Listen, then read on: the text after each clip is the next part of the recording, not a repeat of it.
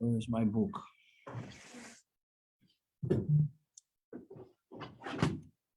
Thank you. Chapter 16.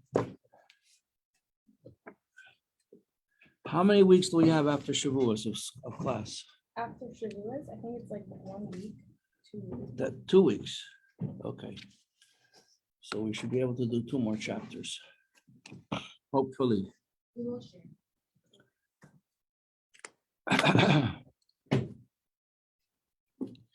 By way of review, remember the story of Moshe Meisels, who spoke French and became a spy, working for the Tsar, because he was a chassid of the Alter Rebbe, and the Alter Rebbe felt that Napoleon was an evil person who would bring untold troubles upon the Jewish people through assimilation. And that the Russian Revolution, a revolution in Russia would be a terrible thing, as corrupt as the Tsar was, as unjust as he was. He was better than what would come after him, and he was. Because what came after him was tyrannical communism, which was a all-out attempt to absolutely wipe out Judaism, and was largely successful. Except they ran up against a brick wall called the Lubavitcher Rebbe, who didn't let it happen. Okay, who just came in? Someone just came in. Rachel? Was that Rachel? Samantha. What? Hannah. Sam. Roommate. Oh, no, see, it's Rachel. Shall we talk? Also, Rachel. And Chedva? I don't know who you're talking about. Good morning.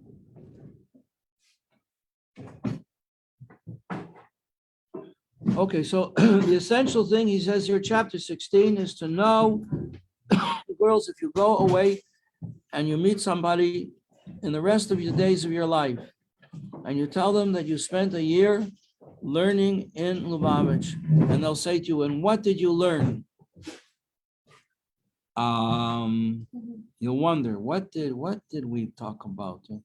So you have to know clear to answer them. I learned that the fundamental principle of Jewish life is that your mind has to rule over your heart. Your heart naturally responds, but your mind has to give the stamp of approval, has to give the okay before you do anything about it. Okay? And how do you have this power? Since your heart is so powerful, how do you have the strength to control it? And he answers right at the beginning of this chapter 16. 3rd lines on page 230. Ariel, please read this line. By means of. By means of the divine light that illuminates the divine soul abiding in the brain. There you go. That's it. There's the answer. Because your godly soul shines into your brains, and that gives you the strength to rule over your heart. You understand? What number? 230. And this gives you the strength, Ariel, to Rule over the desires of your heart. to rule over the desires of your heart, no matter what they may be or however powerful they may be, whether they are rules of love and passion or desire for money to make some great investment, and you're being pushed to it and your friends are pushing you, your mind has to agree, or to make an operation. Well, how you're not a doctor, what do you do? So you ask the Rebbe.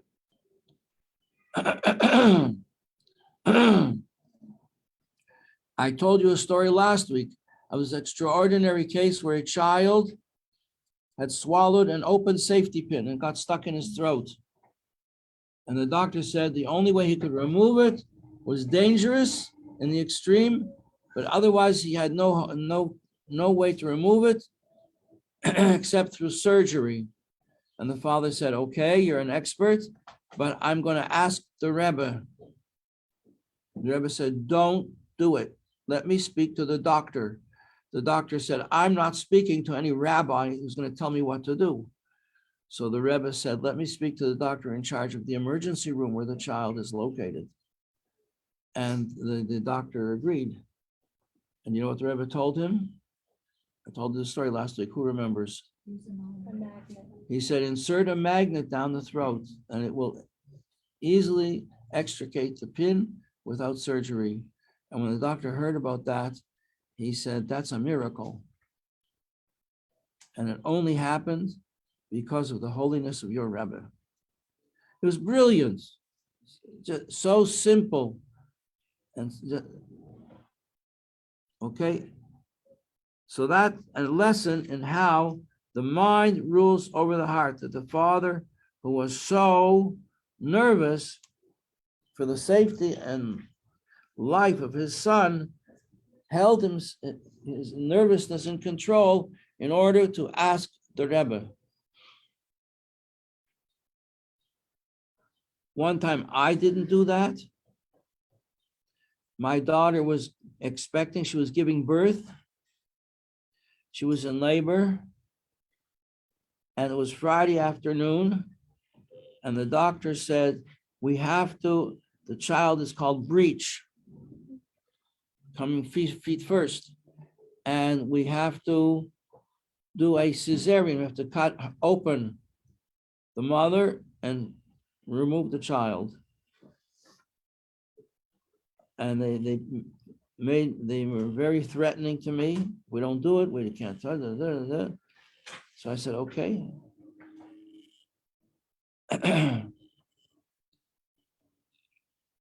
And the mother had a very difficult time afterwards. Now she's fine. Baruch Hashem. She's doing great, and the child is doing she had many children.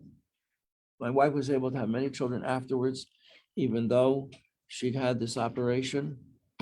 But we had to go to very special doctors who would take on a case like that, because usually once you have what they call the C-section, they want to do it again the next time. So we had to go to big specialists who wouldn't do it again the next time. We had Baruch Hashem, several more children after that. But the baby suffered various different things, which were probably a result of that. And afterwards, people told me, they said, yeah, they were Jewish doctors. They wanted to get home for Shabbos on time. And if I had called the Rebbe, if I'd been able to get through to the Rebbe and say, wait, the Rebbe surely would have said, well, probably, well, we don't know, so I didn't do it. Would have said, wait, and it would have been natural. There was another case similar where my wife was carrying a child which was in the wrong position, and it came time for her to give birth, and the doctor said that the child is breech. We don't know what we're going to have to do. And my wife went to the Rebbe on Sunday for $. The Rebbe gave her $, gave her a bracha for easy delivery, and she went through a lot of pain and discomfort after that, which she didn't understand why she was going through this pain and discomfort. But when she went into labor, because she was very close to that, she went into labor, and guess what? The child was right side up. She said, that was the pain I was there. The Rebbe turned the child around.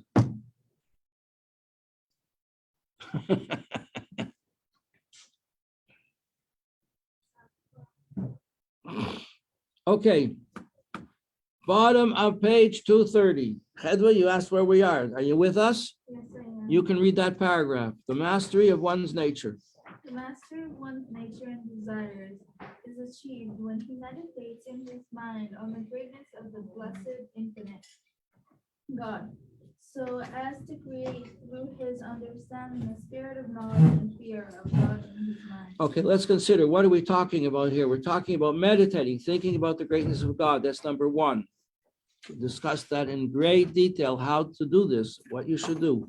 From the lowest level of just observing the world of nature around us. And you could also get that through appreciating the greatness of the wisdom in the Torah. And when you see that you're dealing with something that is infinitely great, and that you are also created by the same infinitely great God.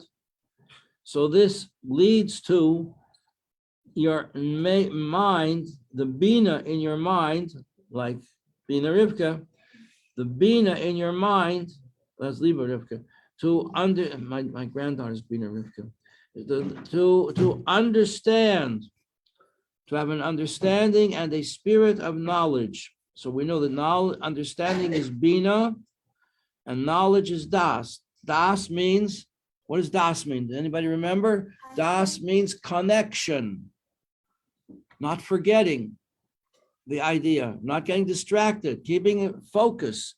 Das means focus, being focused in your mind that you're connected with this idea. So from thinking about the greatness of God, you get connected to it. And you're walking down the street with a feeling of the greatness of Hashem in your mind. Okay? Page 231. Continue? What? I should continue? No. Rachel, are you with us or are you with your yogurt? Both. Well, okay, so you read 231 at the top. The knowledge and fear. This knowledge and fear will cause him to turn away from the evil condemned by the Torah or by our sages, even from a minor rabbinic prohibition. The simple terms, since you're thinking about the greatness of Hashem and it's with you, it's like you're walking down the street together with Hashem, whatever you're doing, together with Hashem, comes up, and you have to confront something that you know, you've learned, is not appropriate. You're not interested. Maybe you would be interested under different circumstances, but your mind is not going to go there because your mind is focused on good and holy things. And that leads to, again, next few lines, Rachel. Contemplation on God's greatness will bring about also a love of God, which will reveal itself in the right part of his heart, and proceed of the godly souls and will power. Okay, so here's the process. This is how it works. First, you have awe and respect for God in your mind, and then that leads to love of God in your heart. We learned this before in chapter 3. This is also the process, the formula for a successful marriage or a successful relationship with your employer. First, there has to be respect. When the employee does not respect the boss, he's not going to stay in that job, right? Has to respect the boss. If you don't respect the boss, look for another job, quick. Because then if you respect the boss, you will want to work for him. You'll work for him with a warmth and a desire to succeed because you respect him. You respect what he's trying to do. And he will appreciate you and you'll get a raise. It'll be a good working relationship. Similarly in marriage, if one of the parties does not respect the other, that's leading to trouble.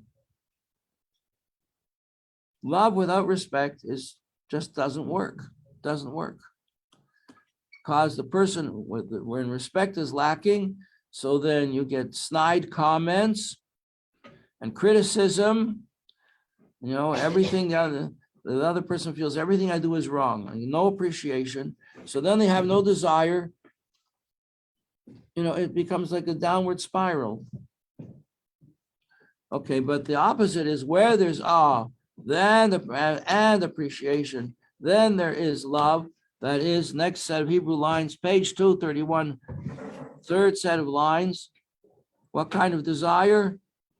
With a longing and a desire to cleave to Hashem, and that applies to all our relationship. A desire to make this relationship fulfilling. And in terms of Torah, filling by doing Torah and mitzvahs, and following the mitzvahs of the rabbis, the stages, they're all teachings. In other words, the Shulchan Aruch.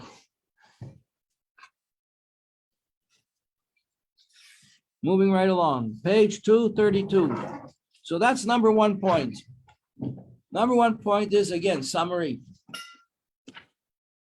If someone asks you, what did you learn in Lubavitch? You learned that your mind has to rule over your heart. How can you do such a thing? Because your godly soul is shining into your mind. And shining into your mind it gives you the ability to meditate on the greatness of Hashem on, level after level after level. There's infinite levels to understand the greatness of Hashem. And understanding the greatness of Hashem leads you to have, next point, respect, awe at the greatness of Hashem. And this awe causes you to have a fear of Hashem in your heart, so you run away from anything that's bad. How do you know it's bad? Because Hashem says it's bad. It says in Shulchan Aruch, it's bad. It's bad to say Lashon Hara.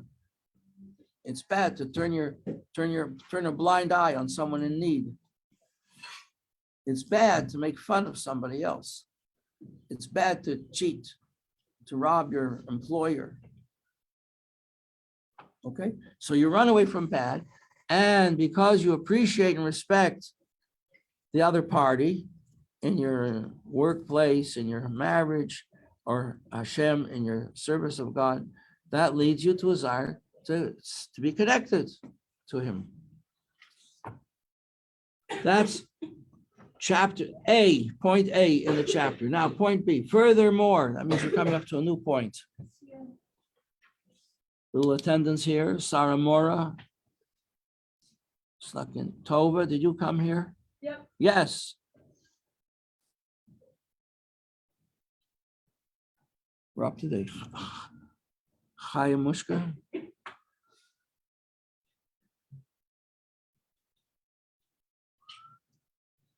Kazachkov. Is that how I pronounce it?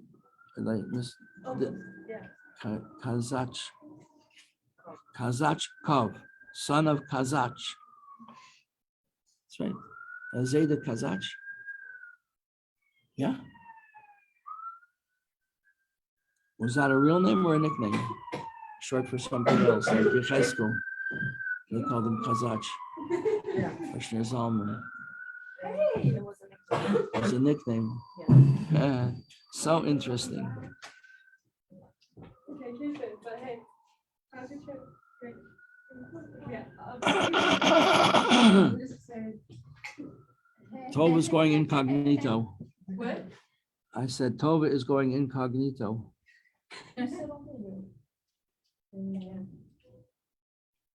Okay. Next point.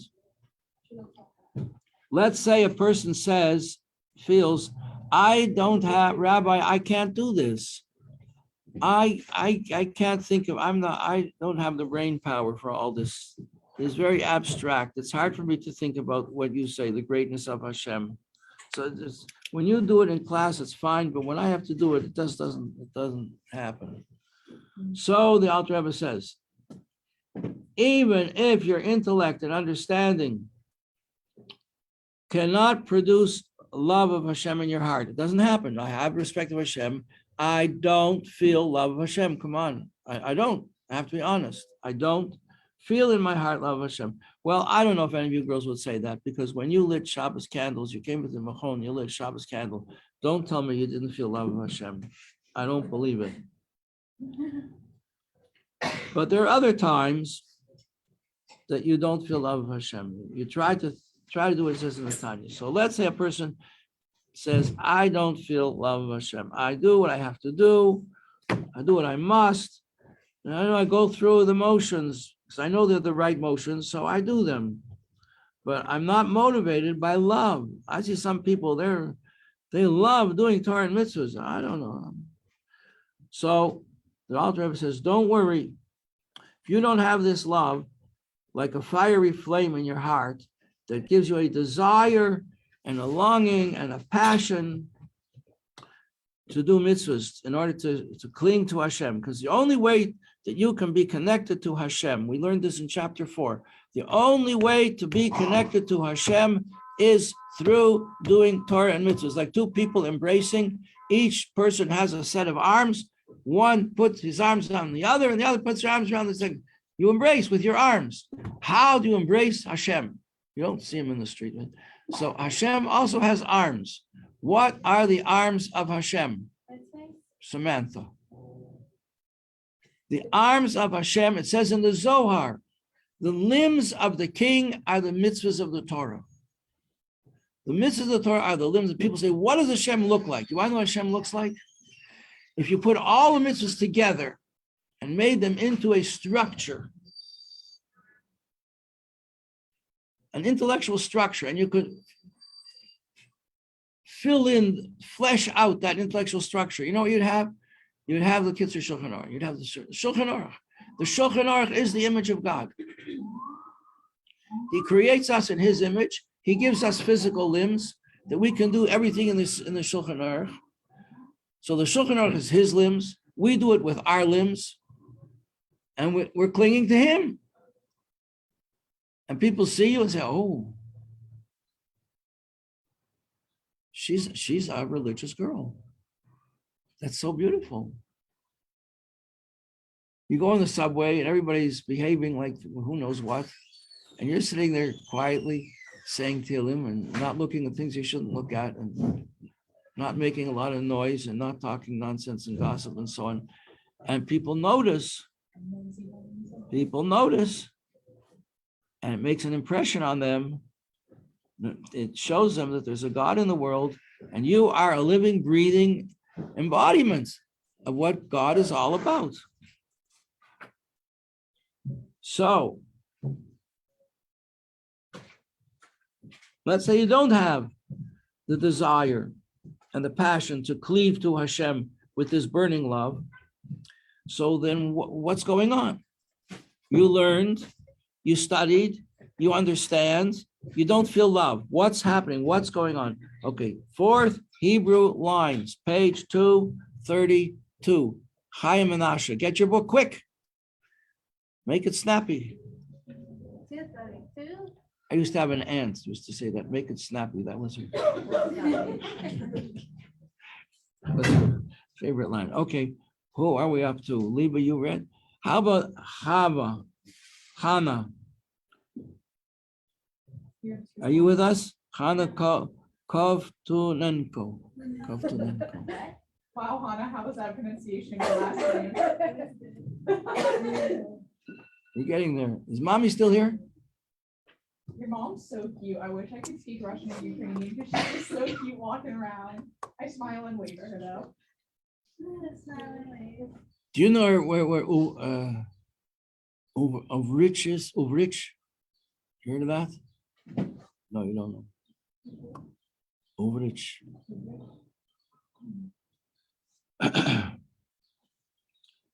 It's a city in Ukraine. My son got engaged yesterday to a girl whose father is from Uvrich. That's so cute. Is this your last kid to get engaged? And they said, you know, they were not educated under communism. They were not educated about Judaism. But the father says he comes from Uvrich. I said, you come from Uvrich. There was a Rebbe in Uvrich who was one of the sons of the Tzemach Tzedek, and he became a Rebbe in Uvrich, and his name was Yosef Yitzchok, and the previous Rebbe is named after him. So you got connections there. That's exciting. The Rebbe arranges these things. Once you're connected to a Rebbe, you should know this. Once you're connected to the Rebbe some way or other, You're not getting out of it. well, that's why I'm putting it. The Rebbe is going to keep his tabs on you. Nice. That Rashi one's pretty good.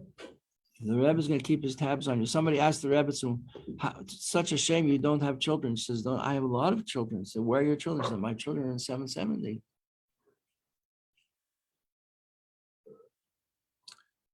So there was this family in Uvrich, and they have a daughter, and he's marrying a Lubavitcher boy. Okay, Chama, you got the place. 4th Hebrew lines, page 232. Where is this love? He understands everything. He doesn't feel any love in his heart. Where is it?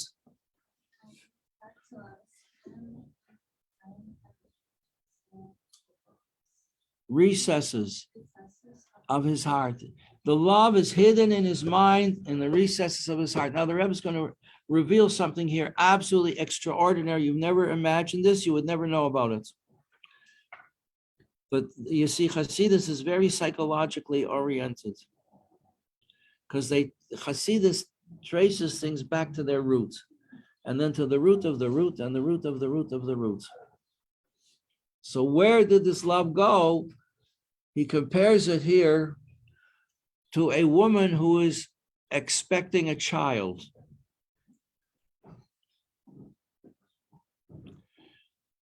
That the child is not yet born, but the child exists. The child was created, but it hasn't been born yet. So that's what it says. It's hidden in the mind and hidden in the recesses of the heart. What's a recess? You know, it is a joke. Okay, it is a joke. Don't take this. This is not part of the Tanya. But in certain parts of Brooklyn, people speak different language called Brooklynese. And in Williamsburg, where there's a lot of Hungarian Jews, they speak mainly Yiddish amongst themselves. So what's it called when you take a snack to school? A child takes a snack to school. When are they going to eat the snack? During recess. So the child leaves home and mother says, take your recess. Meaning that's your snack. The word for snack in Yiddish, in Hungarian Yiddish, the word for snack is recess.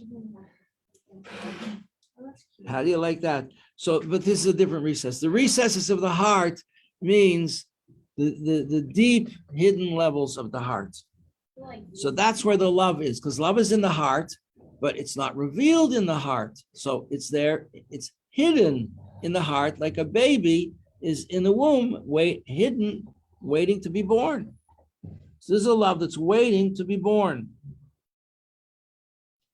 Okay, I'm going to skip the note. The note here basically says that in terms of Kabbalah. That's called Ibur. Ibur means pregnancy. Here he translates it Ibur as conception. The child is conceived, is not yet born. Being born is called Leda. That's mamish Kabbalah. Like Shri Shal Pesach, the seventh day of Pesach, is compared to the birth of a child. What was the child? The child is the birth of the Jewish people. And just like sometimes a birth takes place when the sac containing the baby, the embryonic baby bursts, breaks the water. So Hashem broke the water. And we went through the Red Sea and emerged a nation, a holy nation, to receive the Torah in a few days, 10 days, right? 10 more days. So this means, Sarah Abigail, you with me? Yes, I am. Okay, I've got a big paragraph here for you to read. This means that the heart comprehends with the spirit of wisdom and understanding in the brain. Example is the being excited with the love of God as it ought to be. The heart merely experiences an understanding of. Where are you reading? The next part. 232 at the bottom? Oh, the gray part? No, skip the gray part, after the gray part. Oh, I didn't know that was part of it. Briefly, this means that in human emotions born of the intellect, the love of God is born through meditation on God's greatness. There are two states. Oh, two states. Now pay attention to these two stages. One, where the emotion has already been born and revealed. like a baby. It's in the incubator already. Two, an earlier stage where the emotion is still part of the intellect. In this latter state, the emotion consists merely of an intellectual inclination toward the object of one's understanding. this is very important, very deep. This is very deep. Girls, you're learning, this is a very deep psychological idea. That before you feel something in your heart, you feel the potential to feel it in your mind.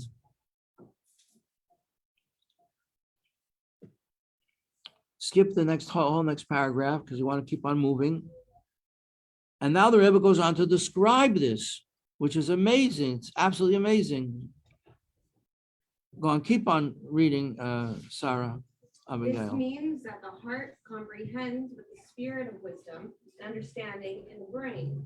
Instead of being excited with the love of God, as it ought to be, merely experiences an understanding of the greatness of the blessed infinite God, before whom All S is as not.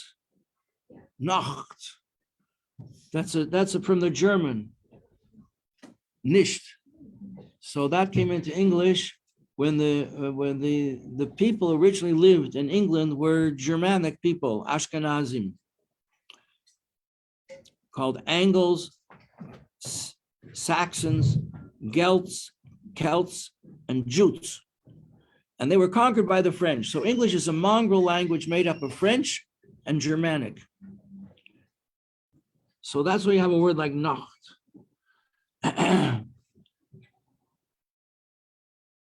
There's a famous line in poetry, fear not the struggle Nacht availeth.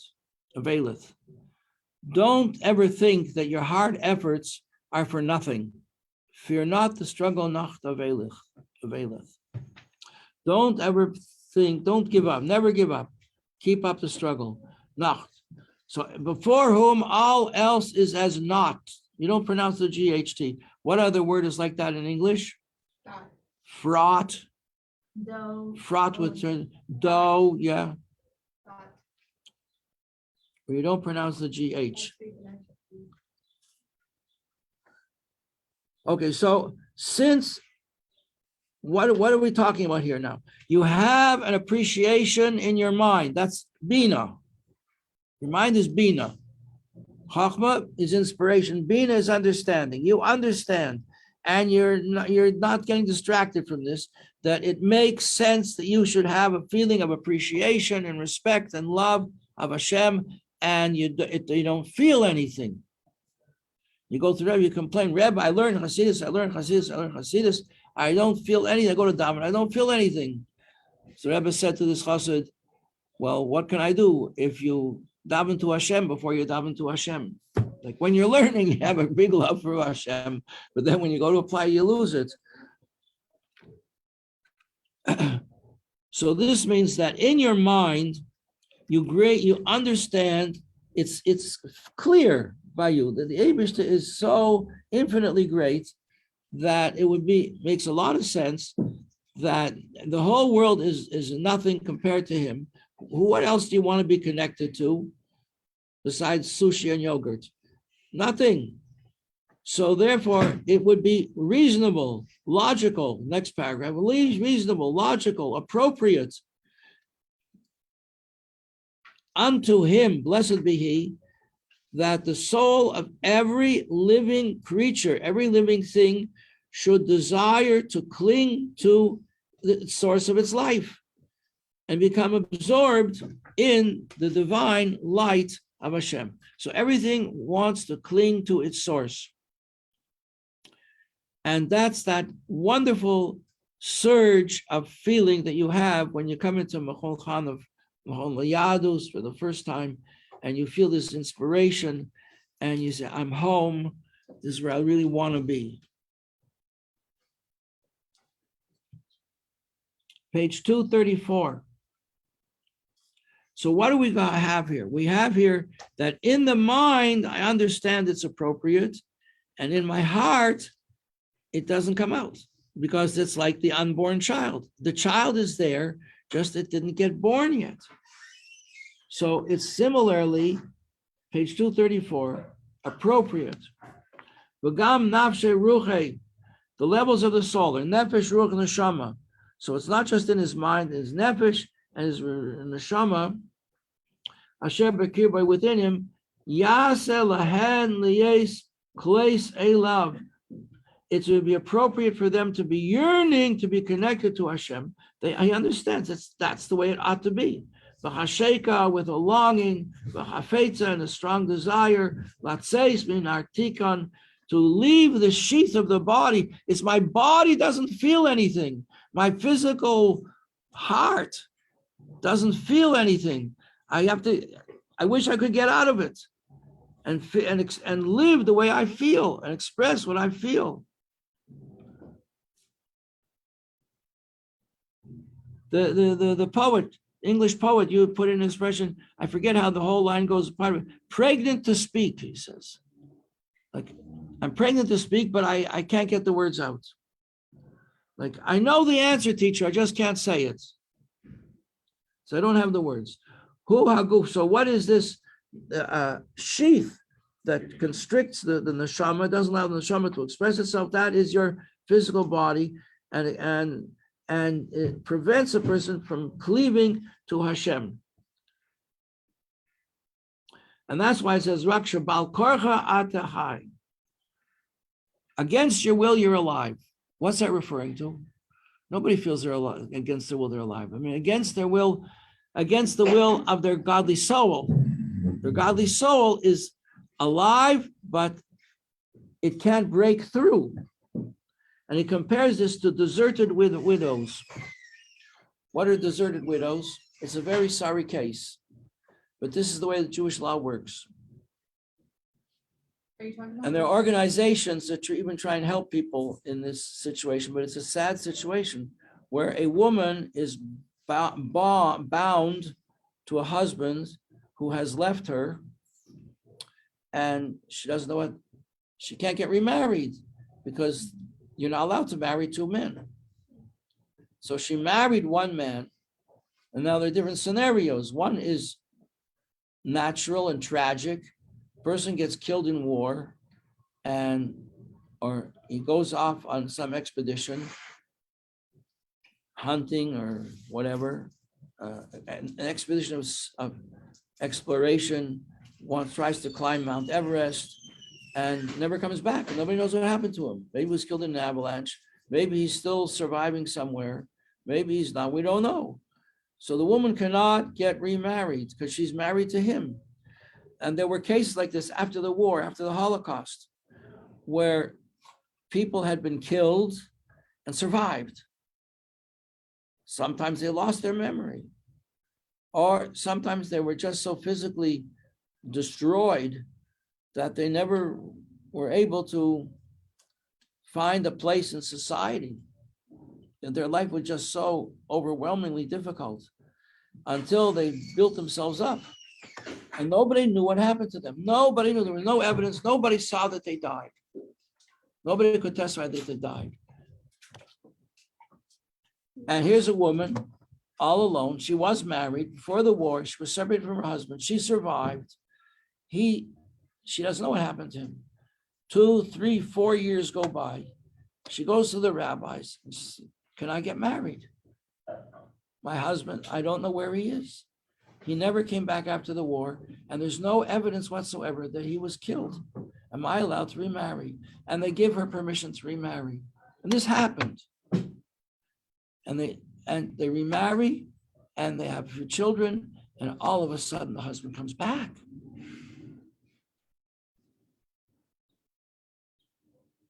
She has to divorce both husbands now because she's married to 2 men at the same time, and the children are mamzerim.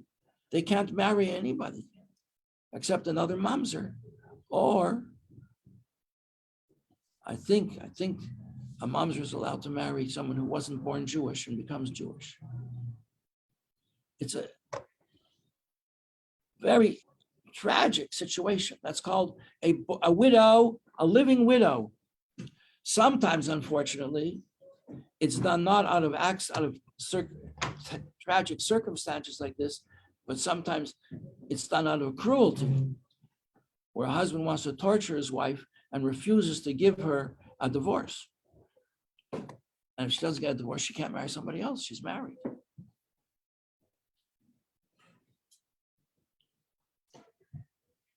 And again,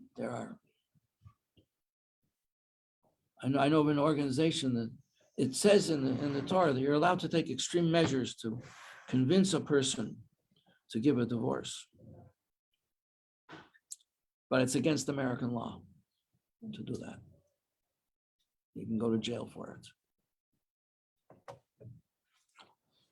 Okay, thank you very much. We'll see you tomorrow. We're going to charge on, see if we can get through this chapter this week. Sorry.